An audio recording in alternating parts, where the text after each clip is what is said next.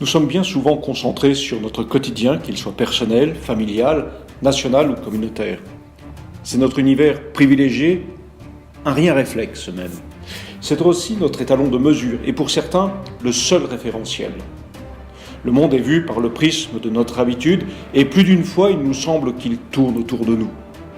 Ce qui se passe aux confins de la Terre nous paraît exotique, barbare parfois, souvent incompréhensible au point qu'il nous arrive de croire que nos problèmes sont les seuls au monde et concernent tout l'univers. La communauté catholique universelle par nature n'est pas épargnée par notre grille de lecture univoque.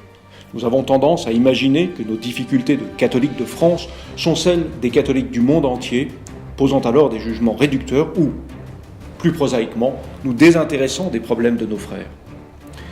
Si le sort des chrétiens d'Orient nous est moins inconnu aujourd'hui qu'hier, nous nous morfondons souvent sur nos persécutions hexagonales qui, pour être réelles et de plus en plus oppressantes, ne se décalquent pas sur le reste de la planète.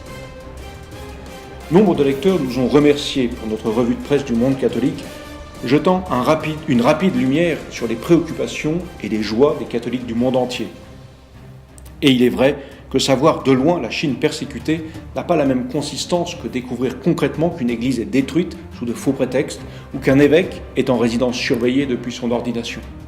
Découvrir la crise vénézuélienne à travers l'inquiétude des évêques ou suivre les vicissitudes de l'église du Congo face au président Kabila, c'est une façon pour nous de prendre conscience que le Christ est malmené partout et que l'Église se bat quotidiennement selon les aléas du monde qui sont son quotidien.